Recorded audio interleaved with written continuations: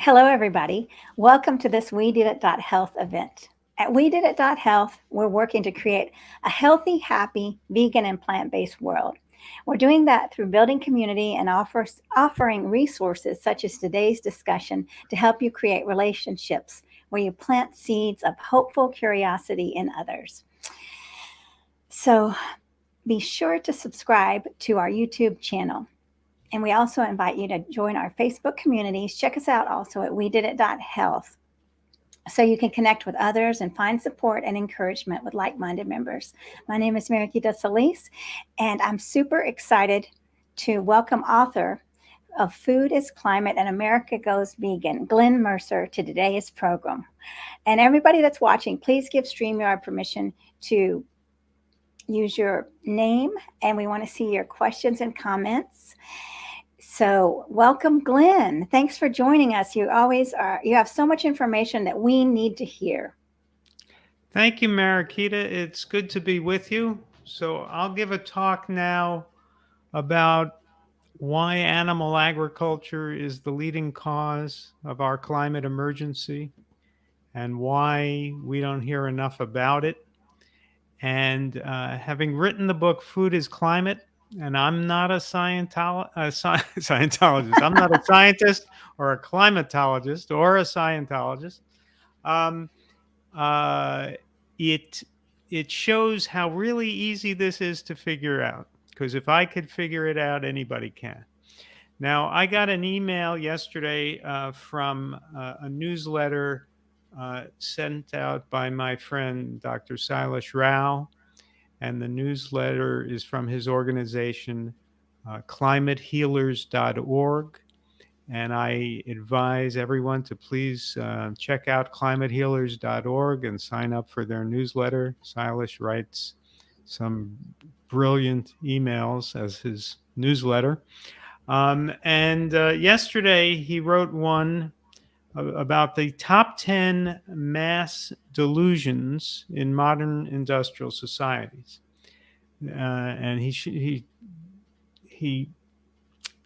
elucidated the differences between these mass delusions and what he called the biophysical realities. So let me go over in my own words his top 10 delusions. And some of them I am willing to go into in more depth than others. I think he put them in something of reverse order, with number one the greatest. So, like David Letterman's old top 10 list, we'll start with number 10. Number 10, only humans have souls, while other animals are soulless automatons. I'm not going to go into any depth on this. I think it's just the hubris that humans have that only our lives matter.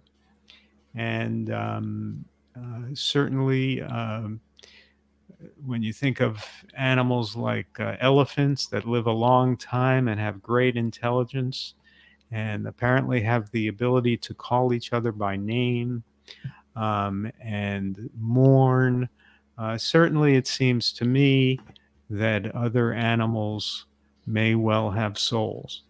Um, Number 9, animals don't suffer in the dairy and egg industries. And I think Silas mentions this because there are some people out there who are vegetarians rather than vegans. And they say, well, I just drink milk and I have eggs, but I wouldn't want to kill an animal.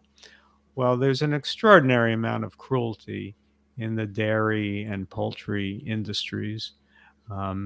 Female hens, Silas writes, are selectively bred to undergo menstruation at such a rapid rate that they secrete 10 to 15 times the number of eggs that they might normally secrete in nature.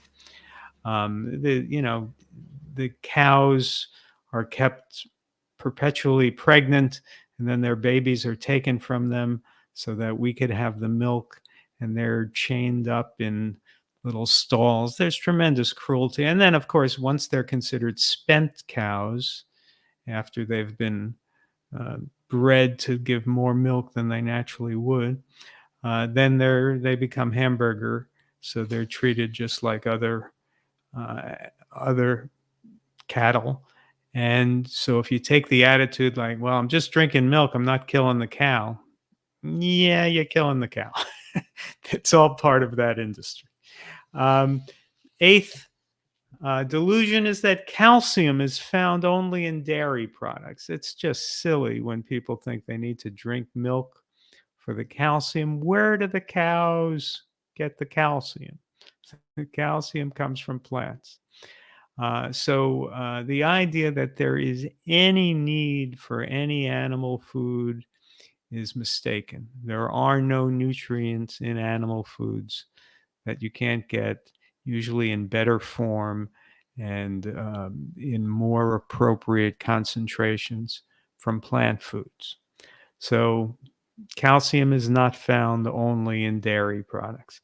Similarly, there's number 7. Protein is only found in meat and other animal products. Now, Dr. T. Colin Campbell, in his book, The China Study, gave the what should be the nail in the coffin to the argument that we need animal foods for their protein. He proved in his studies that animal protein is carcinogenic.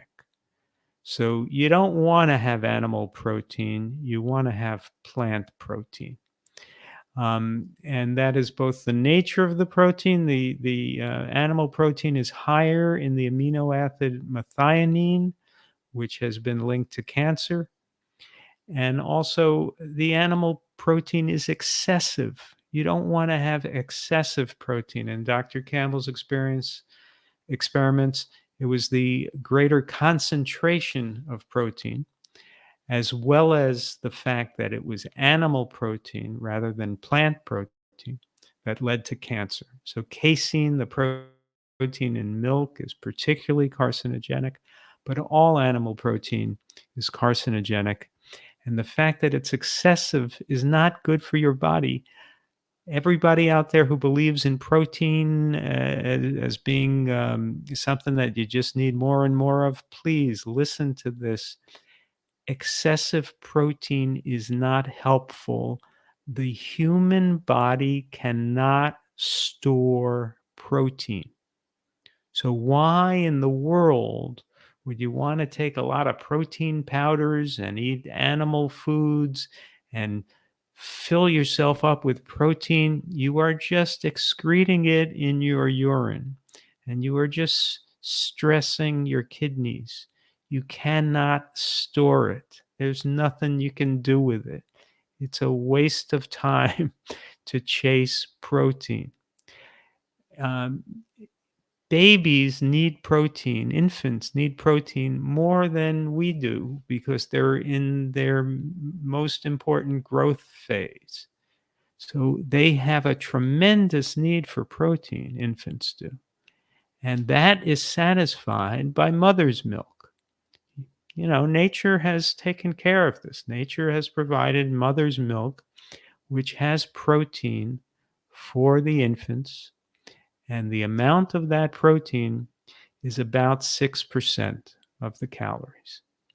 So certainly we don't need as adults more than 6% of our calories as protein.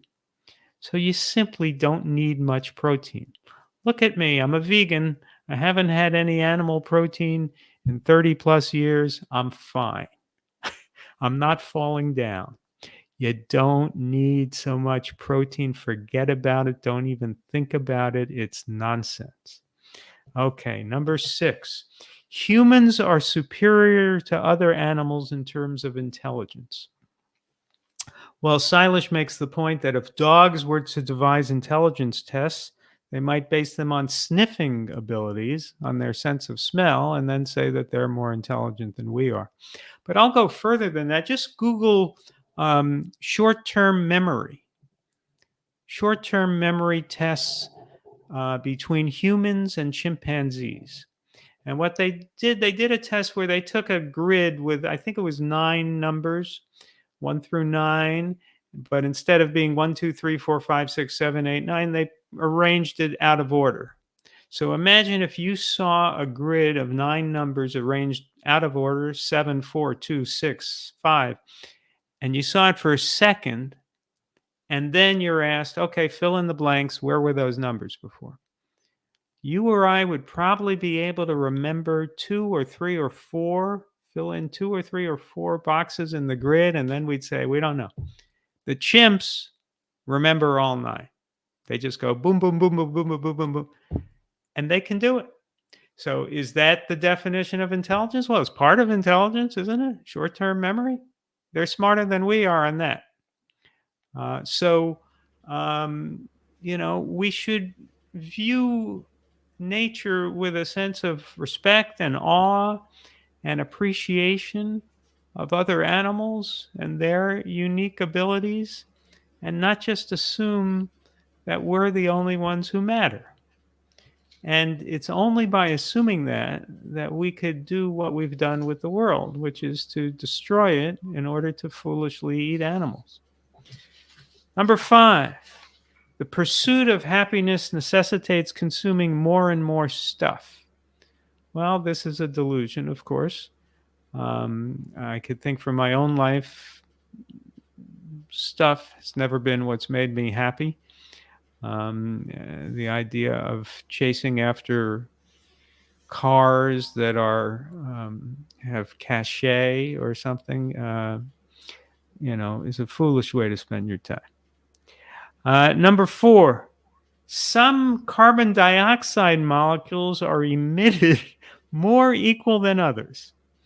And that's because the IPCC, the Intergovernmental Panel on Climate Change, has an approach to measuring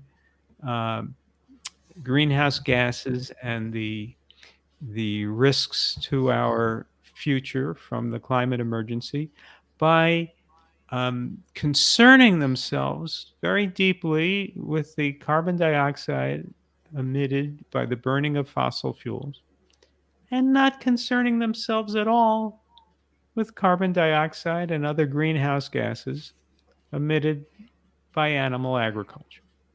Now, a carbon dioxide molecule is a carbon dioxide molecule is a carbon dioxide molecule. It doesn't care, and nor should we, in terms of measuring climate effects, whether it came from my breath or the exhaust pipe of a car or the burning of coal.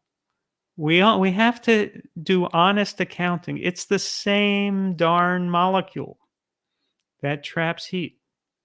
So what the IPCC says is, well, we're not going to, when we do our accounting for greenhouse gases, we're not going to include animal respiration, because that's just part of the natural cycle of life. The animals emit carbon dioxide, the trees sequester carbon dioxide.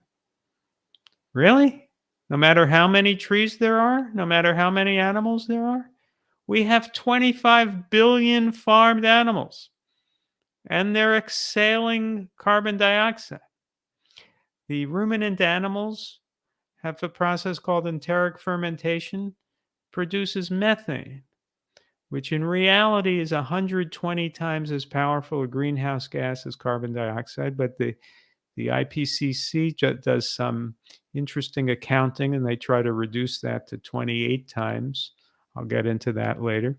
But all these greenhouse gases from the animals count. They're in the atmosphere. They're heating the atmosphere. You can't just say, well, an animal is natural. A factory isn't natural, so we're going to count that that carbon dioxide. But a cow is natural, so we're not going to count that. There are 1.5 billion cows in the world. Is that natural? Who made that natural? 1.5 billion cows. Cows themselves, I hate to tell you, but cows themselves are not natural. The original animal was called an ox. And from oxen, humans somehow managed to breed these softer, fattier animals called cows. So the cows themselves are not natural. And it's not natural. What if we had, instead of 1.5 billion, what if we had 10 billion? Would that be natural? I mean, at what point does this stop being natural? It's not natural. Nor is it a natural thing to take 40% of the non-ice land surface of the earth and and build fences around it and call it grazing land and chop down the trees and burn the foliage for the cows and the sheep to graze upon it. That's not natural. That's not the way the earth was when we found it, when we evolved. 40% of the earth wasn't chained off just for the animals we eat. So this is profoundly unnatural. So the delusion is that there's some difference between a carbon dioxide molecule coming out of a cow and a carbon dioxide molecule coming out of the end of your car, the tailpipe. Same molecule. Delusion number 3.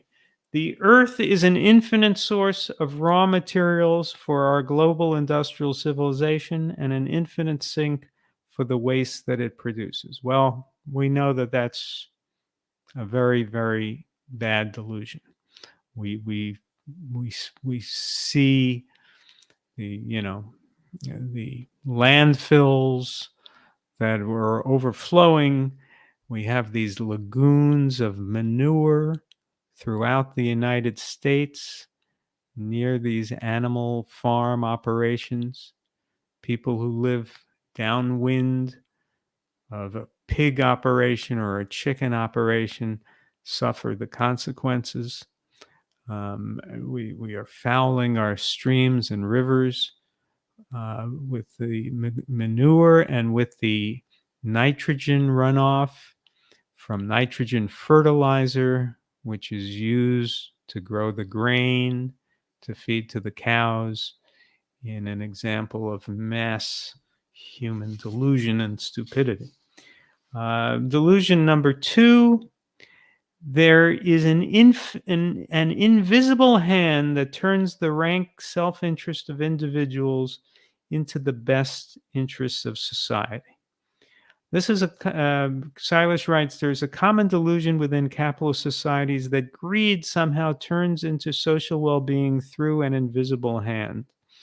The biophysical reality is that rank self-interest is destructive to society since it misallocates planetary resources. There are people who just believe in capitalism and the free market, and it will solve all problems. And there's a little bit of a basis for this delusion because the free market does some things well. For example, if we look at our cell phones and we say, what a remarkable device, the technology, we have these little computers in our hands, we can make phone calls, we can text, we could do WhatsApp, we can play video games, whatever. It is a remarkable technology, and I would guess that it would have been less likely to have been created in a communist society. I think the profit motive is probably behind the remarkable achievement that we could create these amazing devices.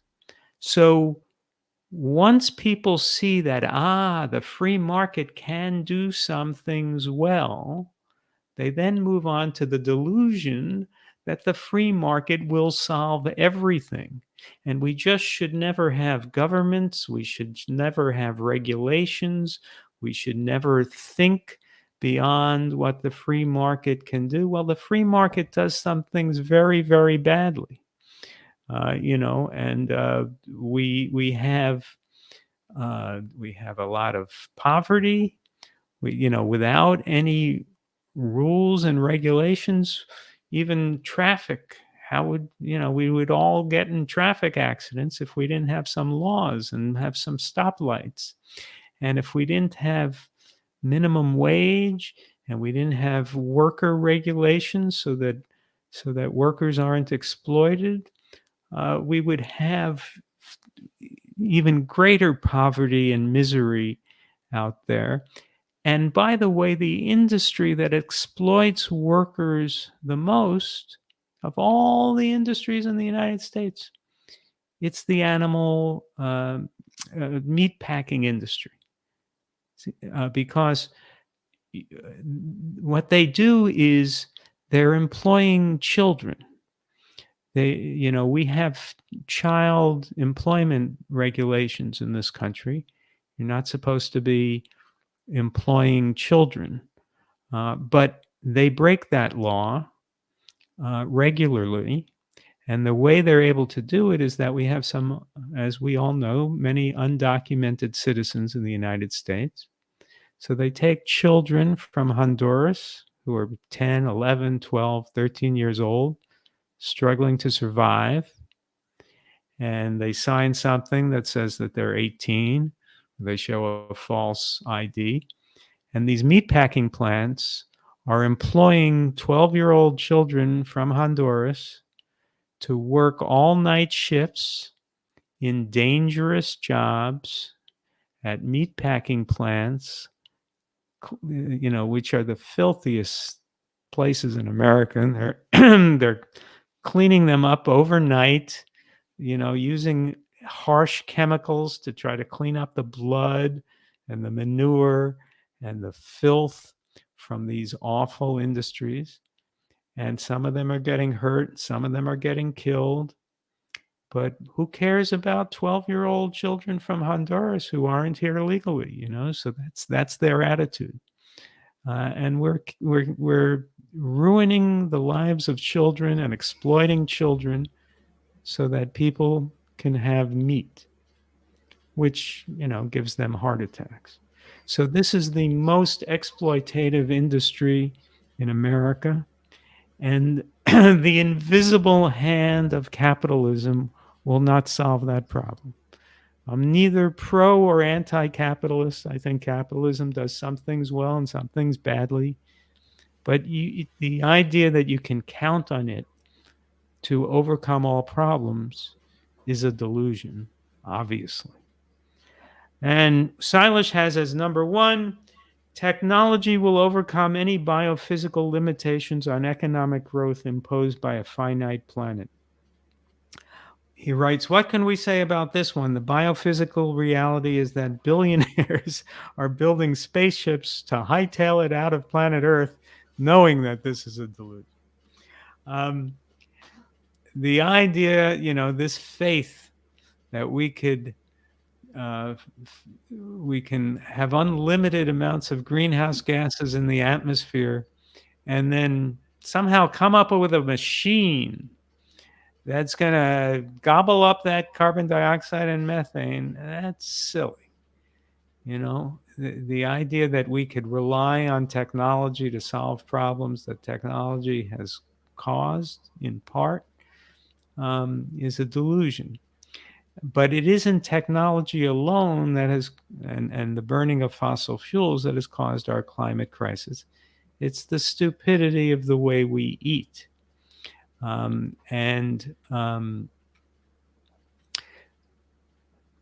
are a number of reasons why we are not focusing on animal agriculture as the leading cause of climate change.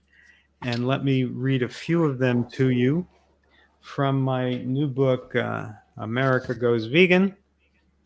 There it is. First, there's the visual bias. You can see pollution coming out of smokestacks. You can't see methane exhaled by cows or forests that no longer exist because they've been chopped down to accommodate grazing. You can't see the damage that industrial fishing inflicts upon the ocean. Second, the word pollution itself. We tend to think of pollution as human-made, as something that comes from factories, not from the belching and exhalations of animals or from their waste. Animals are natural, the thinking goes, so how can they pollute? Third, cultural assumptions. Society takes for granted that humans are meat eaters, and so animal agriculture is treated as a necessity that cannot be questioned, whereas the means of creating manufactured goods or of transporting ourselves or even the very necessity of these activities can be questioned. Four, The clear-cut reality that concentrations of CO2 in the atmosphere have been on the rise since the dawn of the industrial age and are now increasing faster than ever. It escapes notice that the industrial age has been coincident with a massive increase in deforestation, vastly increased populations of farmed animals, dramatic expansion of grazed areas of the earth, and the creation and spread of concentrated animal feeding operations. We may call it the industrial age, but we could just as well label it the age of industrial killing of animals.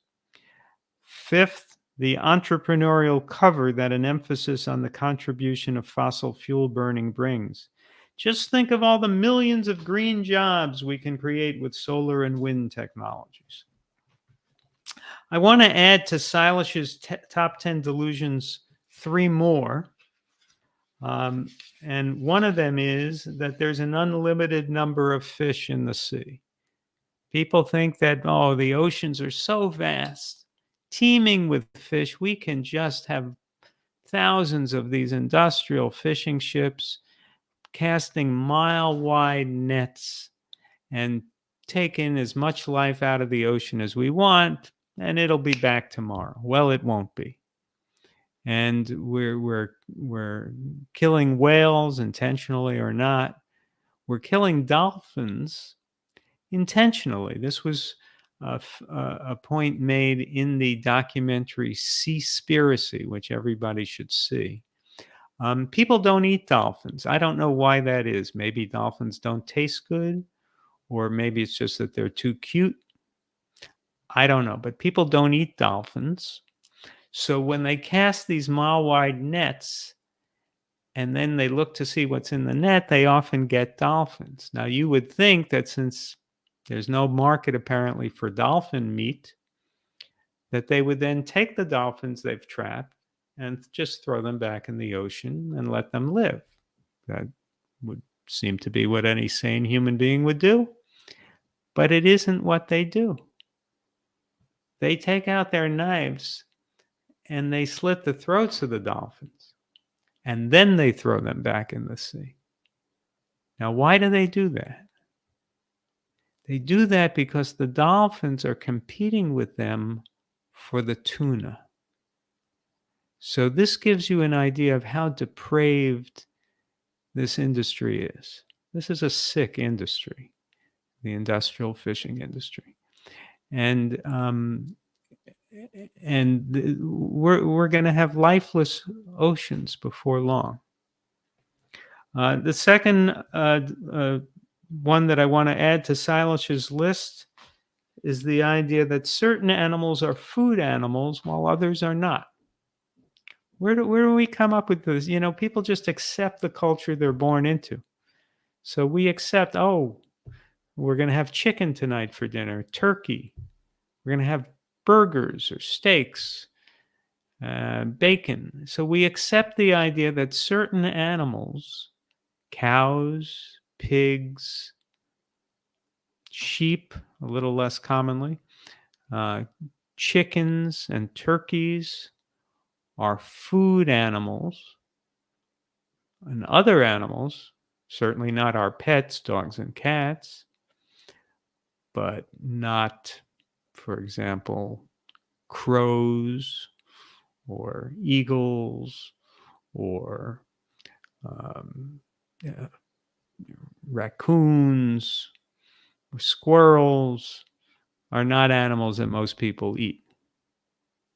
Well, why not? Who decided that some animals are food animals and other animals are not?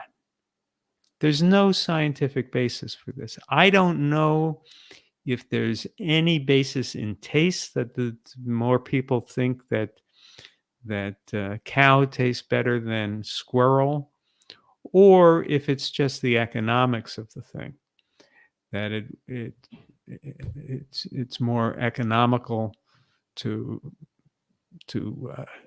ranch cows and send them to the slaughterhouse than to ranch squirrels. But there's no scientific basis that some of these animals are food animals and others are not. Nobody's ever done an experiment to show that people are healthier when they eat cows rather than when they eat raccoons. So there is no basis for this. Finally, another delusion is that eating animals signals prosperity. That in the richer nations, there's more eating of animals. It's associated historically with royalty, and that the more successful you get, the more animals you eat, and you eat the more expensive animals like the lobster instead of the sardines. Well, it's not a signal of prosperity. It's a signal of foolishness. When you compare the causes of greenhouse gases in the atmosphere, on the one hand, the burning of fossil fuels, and on the other hand, animal agriculture, you have to look at carbon opportunity cost, and you have to look at social goods. So let's start with carbon opportunity cost. Carbon opportunity cost is a way of saying, what if we weren't doing this activity? How much carbon could we sequester? What would be the result to the atmosphere if we didn't do this activity? Well, if we didn't have animal agriculture, that's 40% of the earth that we could rewild. 40% of the non-ice land surface of the earth that we could rewild, and much of that could be forested and full of vegetation, and that would sequester carbon dioxide. Any honest accounting has to include that. You just can't ignore that. And we would be able to sequester enough carbon dioxide, according to peer-reviewed published studies, one by Dr. Silas Rao, that we would be able to reverse climate change just by something like 41% of the non-ice land surface of the earth being reforested. So you must factor in carbon opportunity cost when you're looking at the amount of greenhouse gases caused by an activity, whereas solar panels don't particularly have carbon opportunity costs. When you factor that in, Dr. Rao concluded that animal agriculture is responsible for at least 87% of greenhouse gases. The other thing is you have to look at social goods. Let's think of social goods associated with the burning of fossil fuels. Well, they are many. We have, for example, the airline industry. Whatever you may think of the airline industry, whether or not you like to fly, certainly for many people, it's a social good. People have family and friends all over the world because of the airline industry. They're able to see them. People can travel, see different countries. People sometimes have to travel for business. People travel to see their friends and family. There aren't solar airplanes. We don't have solar airplanes. And when I read something like Bill Gates wrote a book, said we have to get our carbon emissions to zero.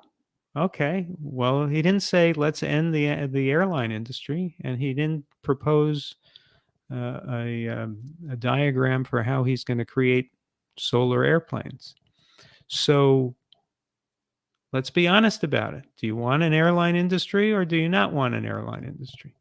There are many social goods associated with the burning of fossil fuels. People warm and cool their homes with fossil fuels. People cook with fossil fuels. Now, again, we could move from cooking with gas to cooking with electric and move to clean electricity. I'm not saying we shouldn't, but in the meantime, there are a lot of social goods associated with the burning of fossil fuels. Manufacturing. Think of so many of our manufactured goods, and we wouldn't have them if we weren't burning fossil fuels. So we need to try to limit the burning of fossil fuels. We need to cut it down. We need to try to replace it where we can.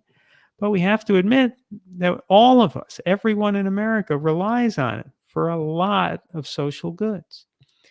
Now let's look at the social goods, if we can call them that, associated with animal agriculture. Well, let's see. What do we get from animal agriculture?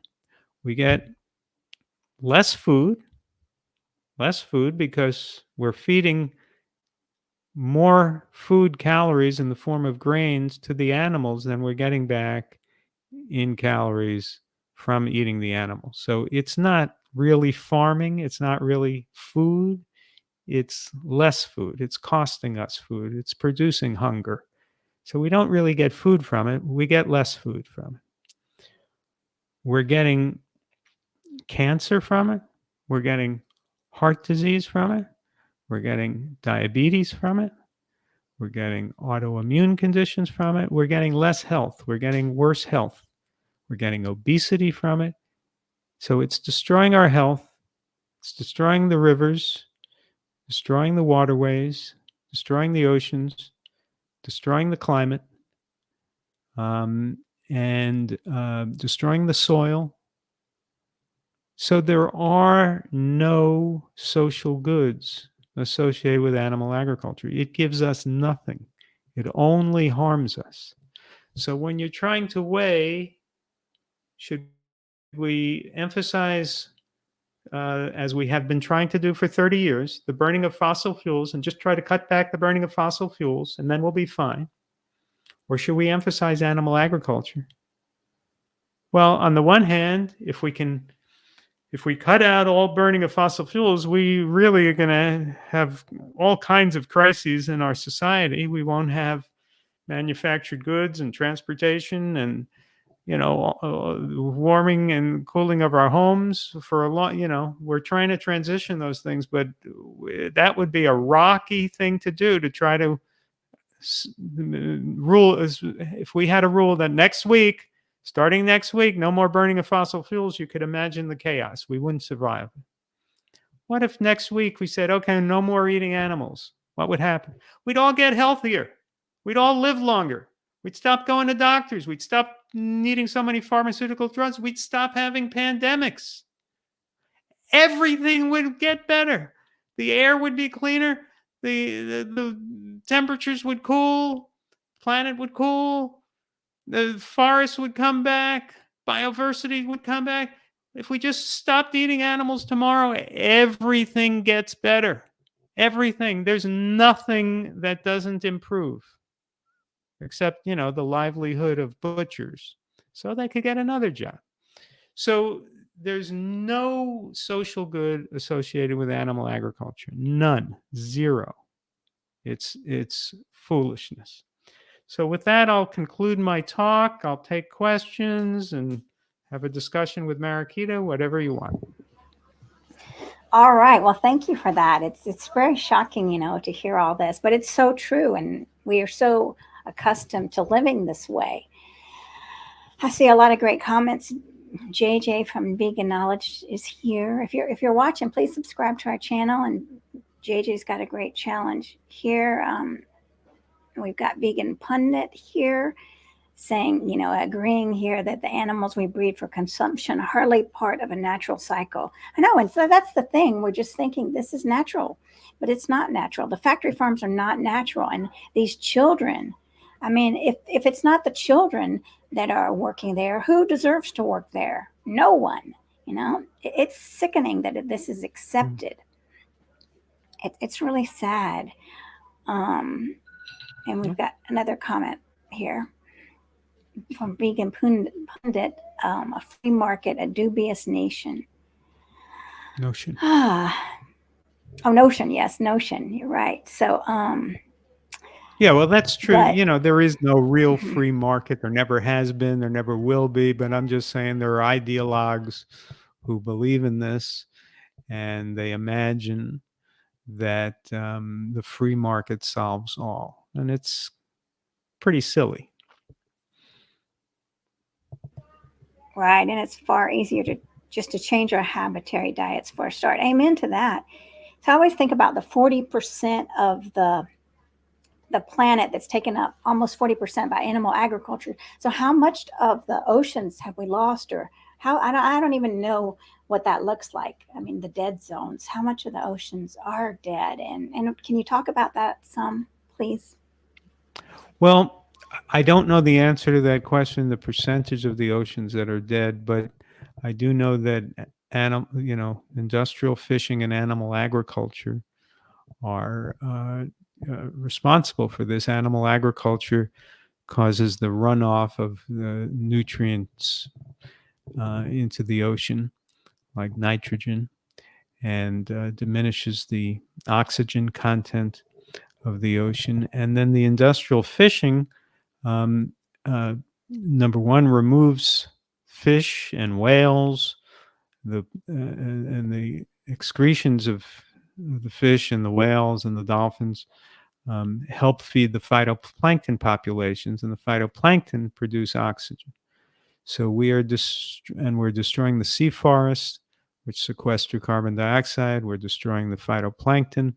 So, and this is all to get 3% of human calories. We're destroying the oceans, which are 70% of the earth, to get 3% of our food calories. Actually, we feed a lot of the fish to the cows.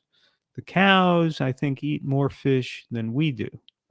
You might not have known that cows are the greatest ocean predator, but that's what we've turned them into.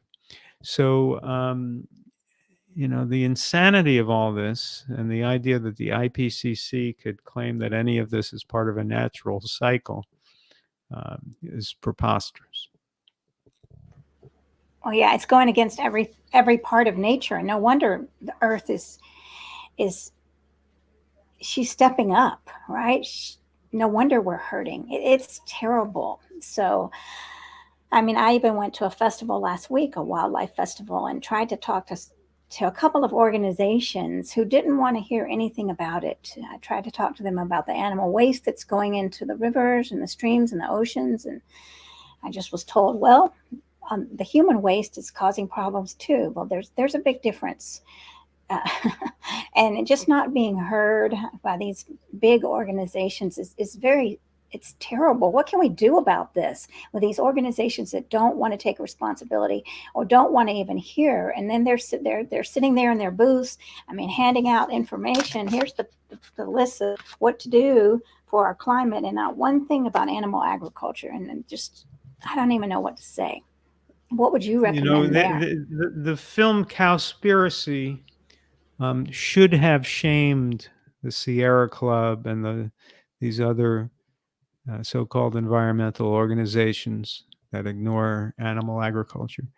But apparently they're shameless. So they weren't shamed by it. They continue doing what they're doing. They continue to ignore animal agriculture. And, for 30 years or more, we've been trying to reverse climate change by focusing only on the burning of fossil fuels. And 30 years later, we burn more fossil fuels than we did 30 years ago, and clearly it's not working. So there is no solution mathematically to this problem other than ending animal agriculture. And if you think about it, what if tomorrow we stopped burning fossil fuels somehow? Everything was solar and wind generated. So all our power was solar or clean power. And, we stopped cooking with gas. It was cooking only with electric, and the electricity was generated by solar. What if tomorrow we had a transformation? No more burning of fossil fuels. Would the climate cool? And the answer is no, because you still have 1.5 billion cows belching methane. You still have the animal respiration of 25 billion farmed animals. You still have the nitrous oxide from and methane from the manure. You still have the nitrous oxide from the fertilizer used to grow the grain to feed to the animals. Nitrous oxide is 300 times as potent as carbon dioxide. So even if, to indulge a fantasy, even if we ended animal agriculture, I mean, even if we ended fossil fuel burning, it would have negligible effects on the climate. And we would still have the deforestation, things like the destruction of the Amazon. They're not chopping down the Amazon so they can build solar panels. They're chopping down the Amazon so they could export beef to the United States. They're Right. chopping down the Amazon, the lungs of the earth, for animal agriculture. So animal agriculture is far and away the leading cause of climate change.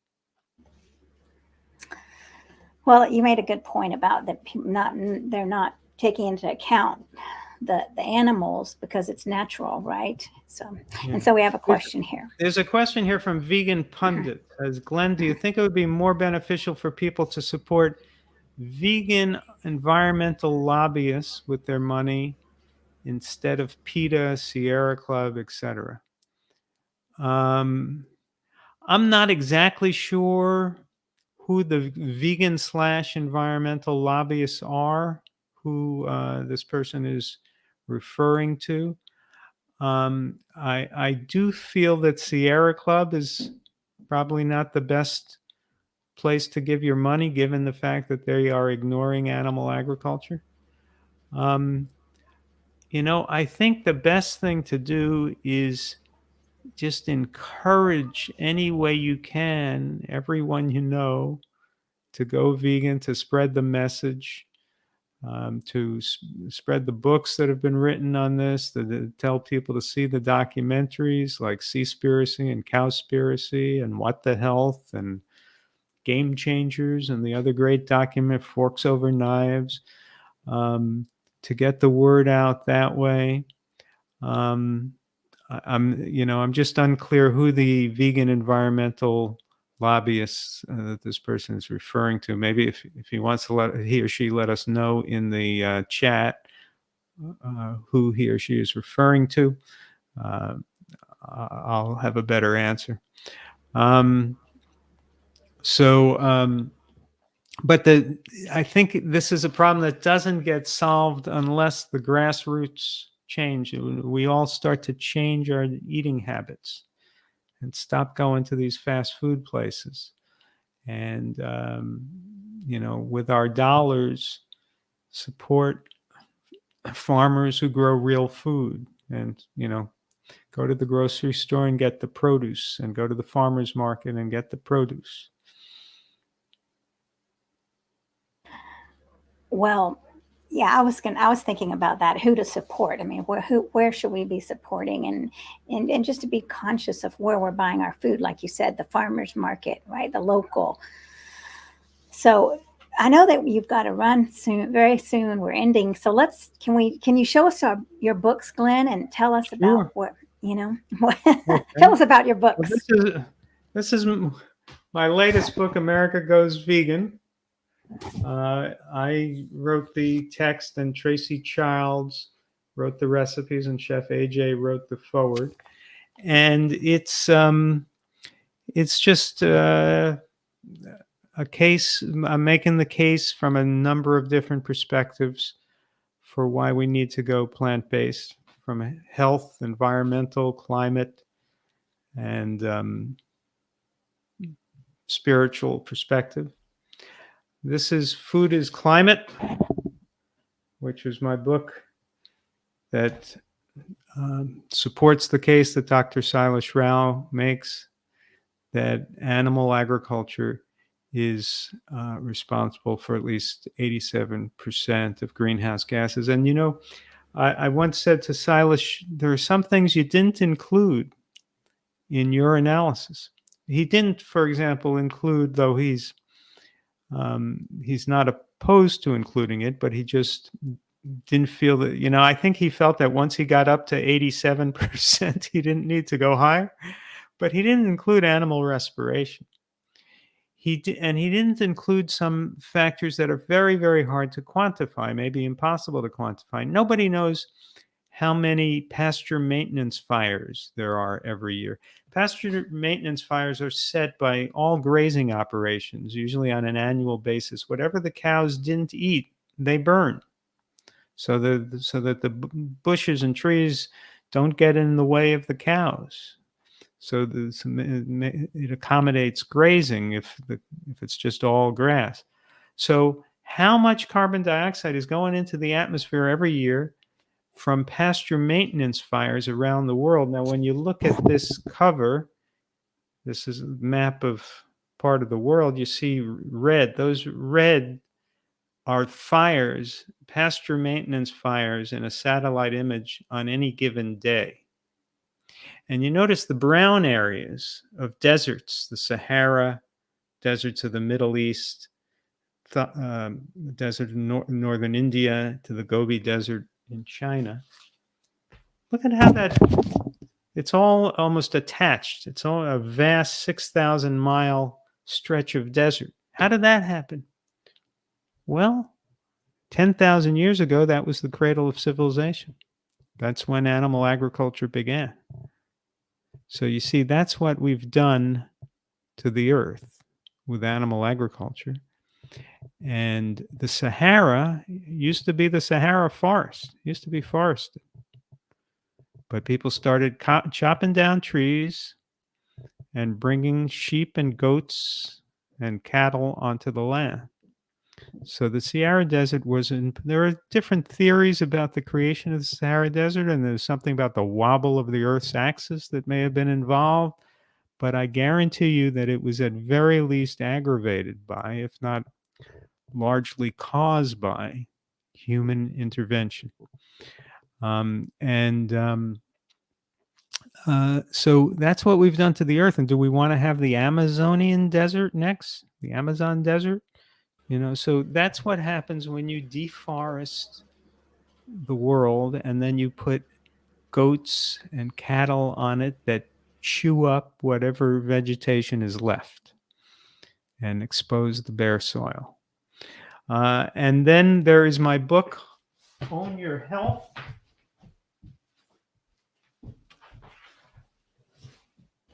Which is a book on nutrition, full of personal anecdotes.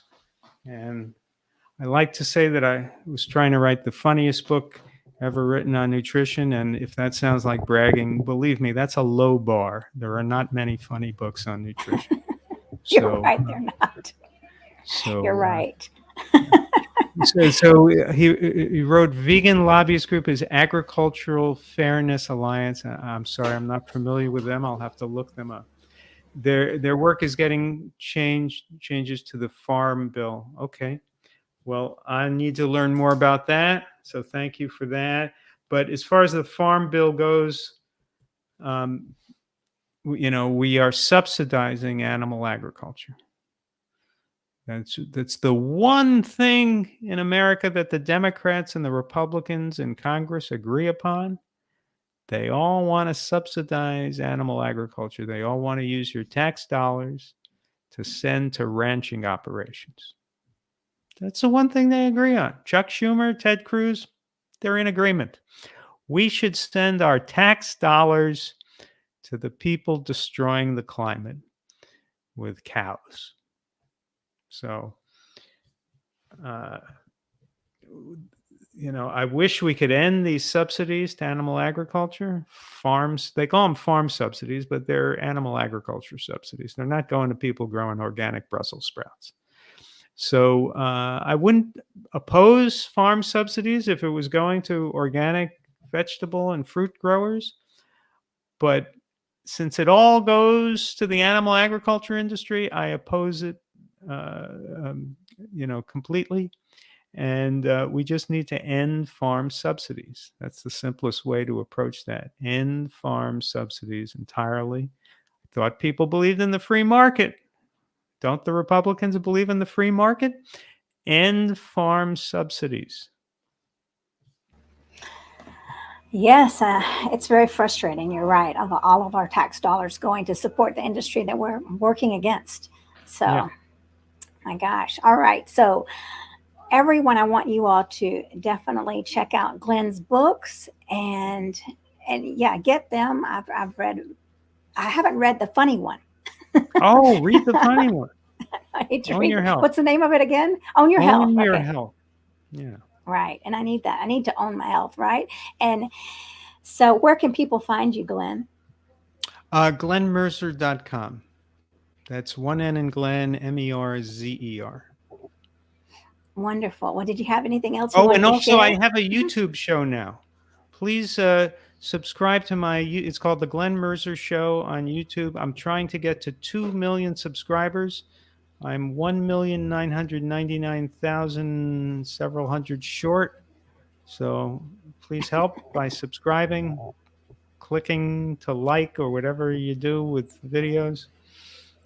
Well, we definitely will, and that's wonderful. We'll all head over there. Everyone hit subscribe here, and also to Vegan Knowledge, also to my channel. So we got a lot of great support. So thank you so much, Glen. This has been Thank you, Marikia. incredible. Okay. All right, and thanks everybody for watching. And we'll do the Climate Healers Namaste Vegan. Okay. Bye-bye. Bye, everyone.